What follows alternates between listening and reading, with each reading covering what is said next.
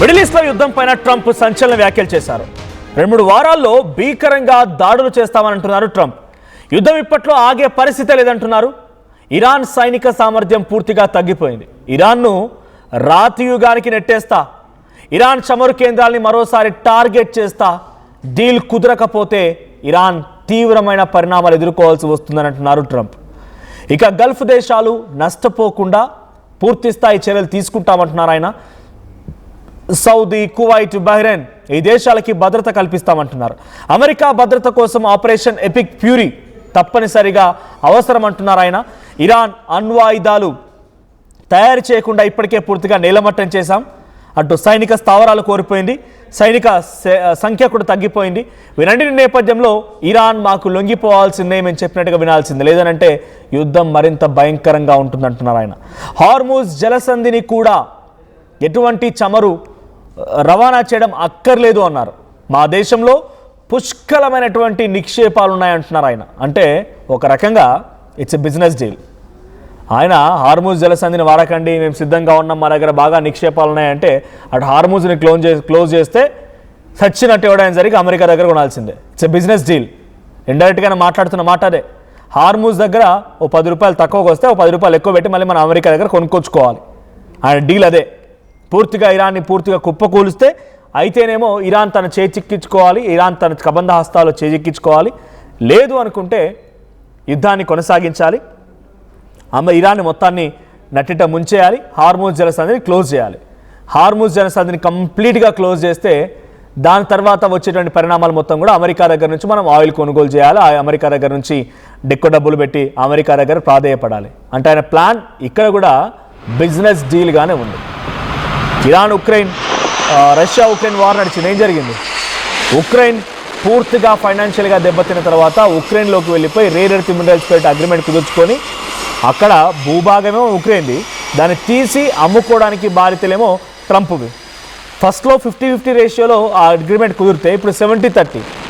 సొమ్ము ఒకటిది, సోకొకటిది. సొమ్మేమో Iran ఒకటిది, సోకేమో America అధ్యక్షుడు Donald ట్రంప్ది. ఇదొకటే కాదు, ఇండియా పాకిస్తాన్ యుద్ధం జరిగింది.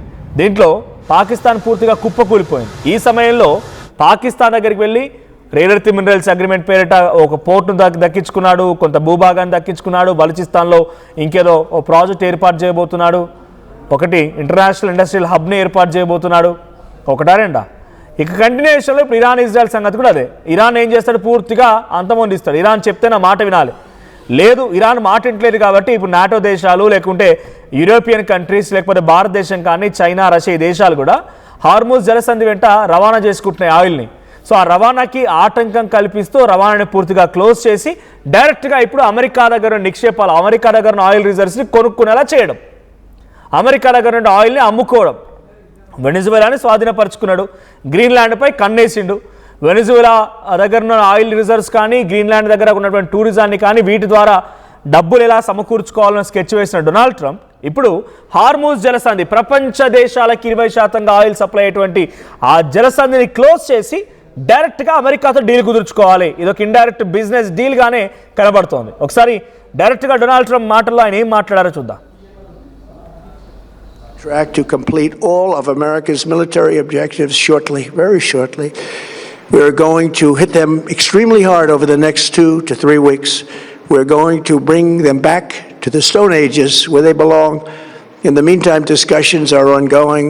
Regime change was not our goal. We never said regime change, but regime change has occurred because of, thanks to the progress we've made, I can say tonight that we are on track to complete all of America's military objectives shortly, very shortly. We're going to hit them extremely hard over the next 2 to 3 weeks. We're going to bring them back to the Stone Ages where they belong. In the meantime, discussions are ongoing. Regime change was not our goal. We never said regime change, but regime change has occurred because of all of their original leaders' death. They're all dead. The new group is less radical and much more reasonable. Yet if during this period of time no deal is made, we have our eyes on key targets. If there is no deal, we are going to hit each and every one of their electric generating plants very hard and probably simultaneously. We have not hit their oil, even though that's the easiest target of all.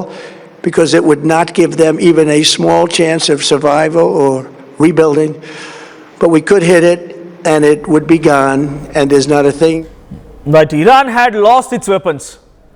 Iran had lost its soldiers or army. వాళ్ళ weapons అయిపోయాయి, soldier army సిబ్బంది సంఖ్య తగ్గిపోతోంది, వాళ్ళు ఏమాత్రం కూడా పోరాడే సిచ్యువేషన్లో లేరు. అయితే నా మాట విని నా చేజిక్కించుకొని నా కబంధ హస్తాల మధ్యలో బతకాలి, లేదు అని అంటే కనుక రాతి కాలం నాటి యుగానికి తీసుకెళ్తా, అంటే మళ్ళీ పాత కథని వాళ్ళకి మొదలు పెడతా, వాళ్ళ మీద మళ్ళీ అటాక్ చేస్తా, పూర్తిగా నాశనం చేస్తా, వినాశనాన్ని సృష్టిస్తానని చెప్పి డొనాల్డ్ ట్రంప్ మాట్లాడుతున్నారు. సో పోతే పోయింది స్టేట్ ఆఫ్ హార్ముజ్ కూడా. ఇక నేను వినిపించుకోను, ఎట్టి పరిస్థితుల్లో వెనకడుగు పోయాను. ఈజిప్టో లేకుంటే టర్కీయో పాకిస్తానో సౌదీయో వచ్చి నన్ను వేడుకుంటున్నాయి, ఆ స్టేట్ ఆఫ్ హార్ముజ్ని విడిపిద్దాము, ఆ యుద్ధాన్ని ఆపేద్దామని రకంగా మాట్లాడుతున్నాను. నేను మాత్రం ఆపే పరిస్థితులు లేను. ఎలాగైనా సరే యుద్ధం చేయాలి, యుద్ధం చేసి ఆ దేశాన్ని దక్కించుకోవాలి, లేదు అనుకుంటే కనుక స్టేట్ ఆఫ్ హార్ముజ్ని విడిపించాలి. విడిపించినప్పుడు సాధ్యం కానప్పుడు దాన్ని వదిలేయండి, ఇక దాని సంగతి నేను చూసుకుంటా. మీరు ఏమైనా కావాలంటే నా దగ్గర కొనుక్కోండి ఆయిల్నిగా, నా దగ్గర ఫుల్గా నిక్షేపాలు. ఎందుకంటే అర్గో కొనుక్కొచ్చిన వెనిజువేలా ఉంది కదా, అర్దుకు తీసుకొచ్చుకున్న వెనిజువేలా ఉంది, అది వెనిజువేలా స్వాధీనపరుచుకున్నాడు. వెనిజువేలా కూడా ఆయిల్ రిజర్వ్స్ ఉన్నాయి కాబట్టి మీకు కావాలా నా దగ్గర కొనుక్కోండి. ఆ స్టేట్ ఆఫ్ హార్ముజ్ వదిలేయండి. ఇక గల్ఫ్ కంట్రీస్ యొక్క బాధ్యత మేము తీసుకుంటా, వారి భద్రత నేను తీసుకుంటానని చెప్తూనే ఆయనే గల్ఫ్ కంట్రీస్ నలిపేస్తున్నాడు. గల్ఫ్ కంట్రీస్ బాధ్యత తీసుకున్న వ్యక్తి గల్ఫ్ కంట్రీస్పై ఎట్లా వ్యవహరించాలి? గల్ఫ్ కంట్రీస్పై అటాక్ జరుగుతుంటే వాటికి ప్రొటెక్షన్ ఇవ్వాలి, ఇంటర్సెప్ట్ చేయాలి, దాడి జరగకుండా చూడాలి. అక్కడ అమెజాన్ వెబ్ సర్వీసెస్ సంబంధించి వాటిపై అటాక్ జరుగుతోంది, ఇంటర్నేషనల్ ఎయిర్పోర్ట్స్పై అటాక్ జరుగుతోంది, గ్యాస్ ఫీల్డ్స్పై అటాక్ జరుగుతోంది. వాటిని ప్రొటెక్షన్ చేసే ప్రయత్నం చేయాలి, వాటికి ఫైనాన్షియల్గా హెల్ప్ చేస్తానని చెప్పాలి. కానీ మీరు వదిలేయండి, స్టేట్ ఆఫ్ హార్ముజ్ గుండా ఎవరు సప్లై చేస్తారు చెప్పండి ఆయిల్? అయితే ఇరాన్, సరే ఇరాన్ నష్టపోవాలనుకుంటున్నా, okay. Qatar, Kuwait, Oman, UAE, Iraq, Bahrain, బనామా, ఈ దేశాలన్నీ కూడా అమెరికాకు సపోర్ట్ చేసే దేశాలే కదా. మరి స్టేట్ ఆఫ్ హార్ముజ్ గుండా ఆ దేశాలు ఆయిల్ సప్లై చేస్తాయి, మనకు ఆ స్టేట్ ఆఫ్ హార్ముజ్ లేకపోయినా పర్వాలేదు అని అంటున్నారంటే ఏంటి? ఆ గల్ఫ్ కంట్రీస్ నుంచి ఆయిల్ కొనుగోలు చేయొద్దు అనేటువంటి ఒక ఆలోచనేనా? గల్ఫ్ కంట్రీస్ దగ్గర కాకుండా వెనిజువేలా, నువ్వు ఏదైతే దేశాన్ని స్వాధీనపరుచుకున్నావో ఆ వెనిజువేలా దగ్గర నుంచి నువ్వు ఆయిల్ ప్రపంచ దేశాలకు సప్లై చేయాలనుకుంటా, నీ బిజినెస్ ముందుకు తీసుకెళ్ళాలనుకుంటున్నావు కాబట్టి స్టేట్ ఆఫ్ హార్ముజ్ లేకపోయినా పర్వాలేదు అంటున్నారు ఆయన. ఒక బలవంతుడికి పక్కన వాళ్ళు ఏమైనా పర్లేదు, ఆయన స్వార్థం ఎట్లా ముఖ్యమో, గెలుస్తానటువంటి ధీమా స్వార్థం ఎలా అయితే ముఖ్యమో, డొనాల్డ్ ట్రంప్ కూడా అదే. ఆయన బలవంతుడు ఇప్పుడు ఆర్థికంగా కానీ, వెపన్స్ పరంగా కానీ, సైన్యం పరంగా కానీ ఆ బలవంతుని ఢీకొట్టే ప్రయత్నం ఇరాన్ చేస్తోంది. అప్పుడు ఏం చేస్తున్నాడు ఆయన? పోతే పోయింది, దాన్ని పూర్తిగా నేను అంతమంది చంపేస్తా ఇక. కానీ మీరు మాత్రం నేను చెప్పినట్టుగా వినాలి, ఇండైరెక్ట్గా నాకు సపోర్ట్ ఇవ్వడం కాదు, నేను చెప్పినట్టు వినాలి అంతే. ఇక గల్ఫ్ కంట్రీస్కి భద్రత కల్పిస్తానంటూనే గల్ఫ్ కంట్రీస్ దగ్గర ఆయిల్ కొనుగోలు చేయకండి, హార్ముజ్ జలసంధిని పూర్తిగా మూసివేసిన ఏం కాదు, పూర్తిగా లేకపోయినా ఏం కాదు ఇక ఆ రకంగా మాట్లాడుతున్నారు. సో మరి 2-3 వారాల్లో భీకరంగా దాడులు చేస్తామని ట్రంప్ చెప్తున్న నేపథ్యంలో ఎటువంటి దాడి జరుగుతుంది, ఏ రకంగా అక్కడ సిచ్యువేషన్ మారబోతోంది, నిజంగానే రాత్రియుగం నాటి పరిస్థితులు మళ్ళీ ఇరాన్ చూపించబోతున్నాడు డొనాల్డ్ ట్రంప్, ఏం జరుగుతుందో చూడాలి. So Donald Trump, Iran, Israel ఈ యుద్ధంలో ఎవరు గెలిస్తే బాగుంటుంది, ఏం జరిగితే బాగుంటుందో మీరు అనుకుంటున్నారు? ట్రంపా లేదంటే ఇరానా? మీ అభిప్రాయం ఏంటో కామెంట్ చేయండి.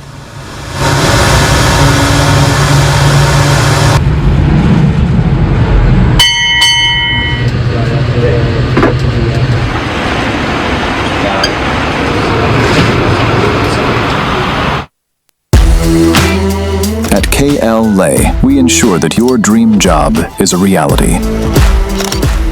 KL deemed to be university.